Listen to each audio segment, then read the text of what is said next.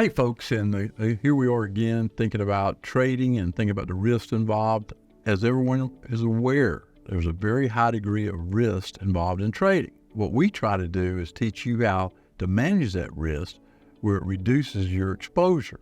And you always have to remember past performance is not indicative of future results. Now, Mara.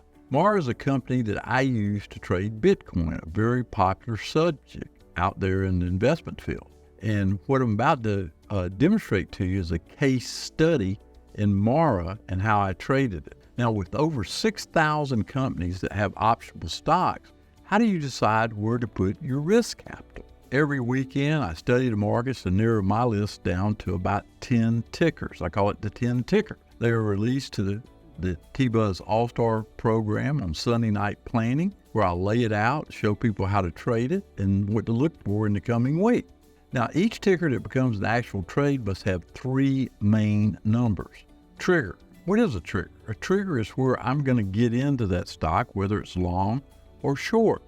A target. Once I get in, what do I expect out of that stock or that particular option? And then, of course, where am I wrong? That's a question most traders try to do after they get into the stock. It's better to have that up front because your emotions will take over and make you maybe not be so good at this game of trading. Money management is the key to success. I prefer to divide the amount of capital in my account by 10. A simple approach, but what it does, it puts the capital in different sectors where I can monitor it. Therefore, on any one trade, I would never risk more than up to 10% of my account. Now, typically, I might be risking a max of 2 to 4%. Maybe sometimes less, but you ought to have the basic parameters how to set up when you're looking at trading. The important point in any trade situation is to have a plan when the trade doesn't work. Oh, by the way, you're going to have trades that don't work, and you're going to have to decide whether to take a loss or to make changes to the original strategy. That's where knowledge comes in. Now, a big advantage to the trader is always have that plan that you can go to when a trade turns against you.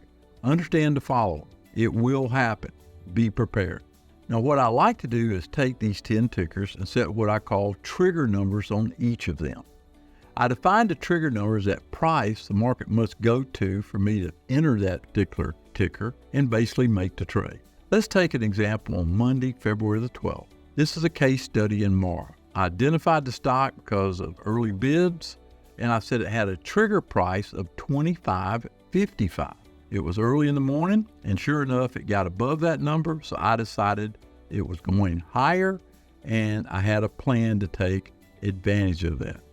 When the stock triggered going higher, I took action and alerted people inside my T-Buzz Talk and Trade, or TNT, I was buying a low-priced option.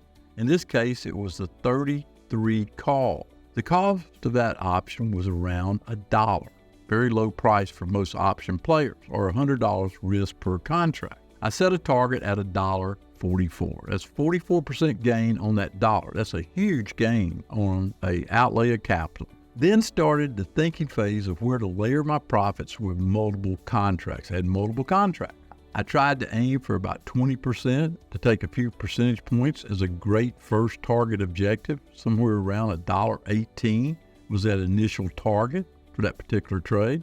Now remember, taking profits out of your total position in that particular ticker reduces your overall exposure, which is something you have to do. When trading multiple contracts, I practice layering my profit targets to help manage the trade. Those trading only one contract will need to learn the art of stop management. Now, what if the trade moves against me? I'll always have a plan if that happens. I always think about how to lower my risk exposure. A common practice that I will teach DTI students is simply turn an outright long call, straight call, into a call spread by selling the next strike up. By selling that next strike up, I'm bringing in money, which reduces my total exposure. In this particular example, to lower exposure, I sold the 34 call, which brought in 88 cents. Now, I do the math on this. I had $1 that I put out there, and all of a sudden I bring in 88 cents. My net exposure on a full dollar wide spread is only 12 cents. This is what I like.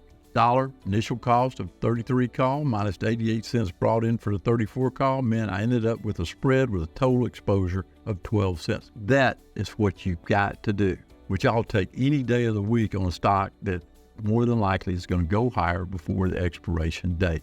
So when do I consider turning the trade into a spread to lower my risk exposure? I like to use the initial trigger number as somewhat of a support level after I've been in the trade, meaning if I trigger into a trade and the stock later goes back below that trigger number, that's usually a sign I need to typically go ahead and spread the trade to lower my risk. Don't play around with it. Don't guess, don't hope. Follow the process. The key point here is you should always have a plan in case a trade doesn't work out. This is a great case study. Think about it. Think about the steps. Think about everything that went into making this trade and the outcome where the exposure was reduced from a full dollar to 12 cents. Folks, what I've done is gone through the case study of Mara. Think of the steps that I put in making a decision to buy an outright call. Think of the steps that I didn't just leave it. I had a plan in case it didn't work out. And then what I was doing next to lower my exposure.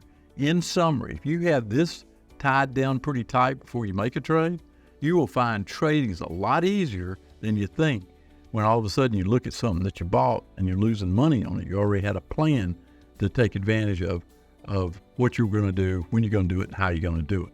That, my friends, is how you get good at this game of trading.